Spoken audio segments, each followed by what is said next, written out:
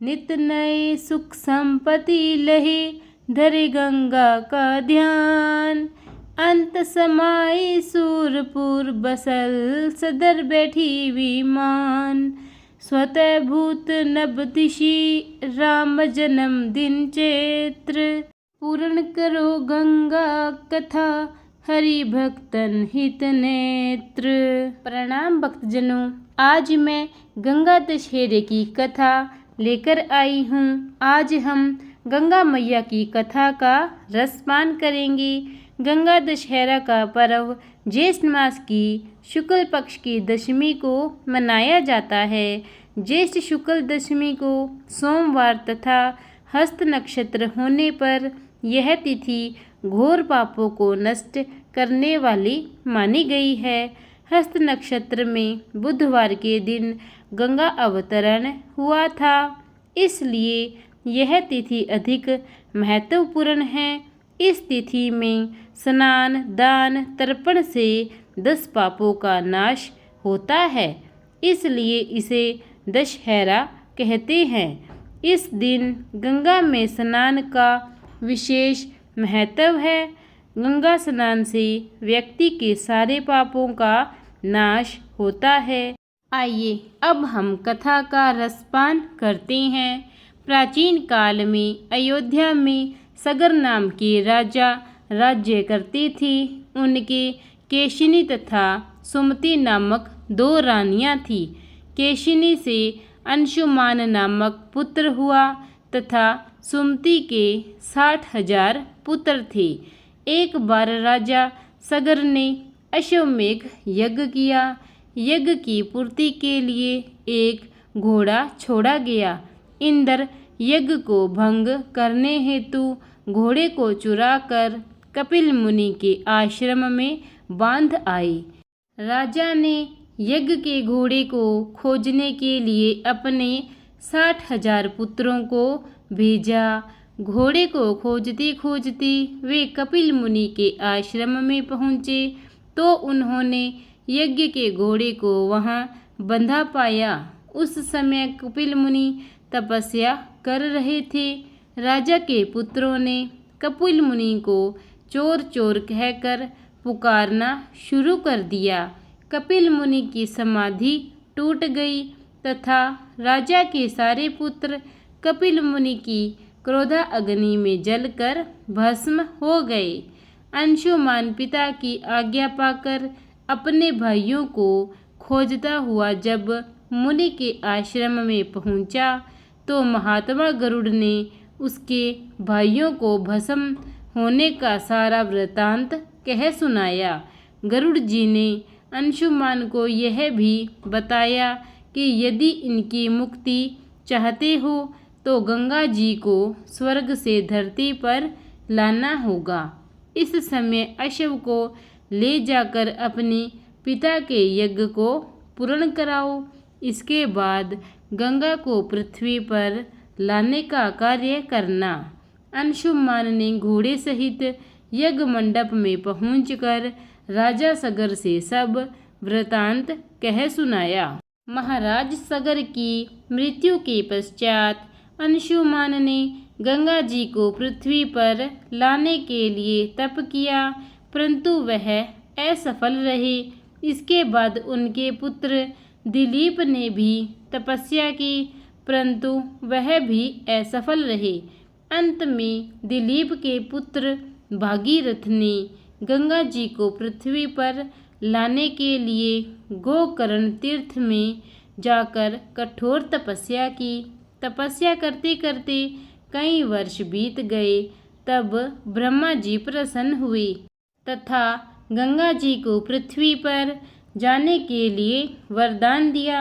अब समस्या यह थी कि ब्रह्मा जी के कमंडल से छूटने के बाद गंगा के वेग को पृथ्वी पर कौन संभालेगा। ब्रह्मा जी ने बताया कि भूलोक में भगवान शंकर के अतिरिक्त और किसी में यह शक्ति नहीं है जो गंगा के वेग को संभाल सके। इसलिए उचित यह है कि गंगा का वेग संभालने के लिए भगवान शिव से अनुग्रह किया जाए। महाराज भागीरथ एक अंगूठे पर खड़े होकर भगवान शंकर की आराधना करने लगे। उनकी कठोर तपस्या से प्रसन्न होकर शिवजी गंगा को अपनी जटाओं में संभालने के लिए तैयार हो गई। गंगा जी जब देवलोक से पृथ्वी की ओर बढ़ी तो शिवजी ने गंगा जी की धारा को अपनी जटाओं में समेट लिया। कई वर्षों तक गंगा जी को जटाओं से बाहर निकलने का पथ न मिल सका। भागीरथ के पुनः अनुनय विनय करने पर शिवजी गंगा जी को अपनी जटाओं से मुक्त करने के लिए तैयार हुए। इस प्रकार शिव की जटाओं से छूटकर गंगा जी हिमालय की घाटियों में कल कल निनाद करके मैदान की ओर बढ़ी। जिस रास्ते में गंगा जी जा रही थी उस मार्ग में ऋषि जहनु का आश्रम था। तपस्या में विघ्न समझकर वे गंगा जी को पी गई। भागीरथ के प्रार्थना करने पर उन्हें पुनः जांग से निकाल दिया और इसी प्रकार गंगा जी जाह्नवी कहलाई।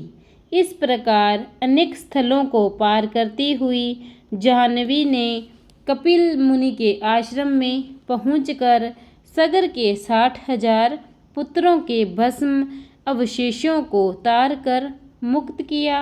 उसी समय ब्रह्मा जी ने प्रकट होकर भागीरथ के कठिन तप तथा सगर के 60,000 पुत्रों को अमर होने का वर दिया तथा घोषित किया कि तुम्हारे नाम पर गंगा जी का नाम भागीरथी होगा। अब तुम जाकर अयोध्या का राज संभालो। ऐसा कहकर ब्रह्मा जी वहाँ से अंतर्ध्यान हो गई।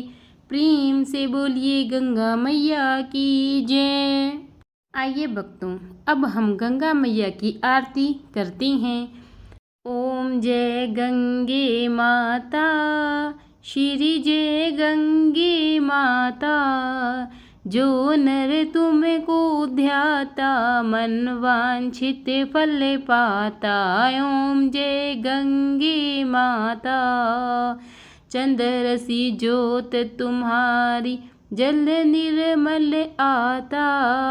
शरण पड़ी जो तेरी सो नर तर जाता। ओम जय गंगे माता, पुत्र सगर के तारे सब जग को ज्ञाता। कृपा दृष्टि तुम्हारी त्रिभुवन सुखदाता। ओम जय गंगे माता, एक ही बार जो तेरी शरणागति आता। यम की त्रास मिटा कर परम गति को पाता। ओम जय गंगे माता, आरती मात तुम्हारी जो जन नित्य गाता। दास वही सहज में मुक्ति को पाता। ओम जय गंगे माता, ओम जय गंगे माता, श्री जय गंगे माता। जो नर तुमको ध्याता मन वांछित फल पाता। ओम जय गंगे माता, श्री जय गंगे माता। प्रेम से बोलिए गंगा मैया की जय।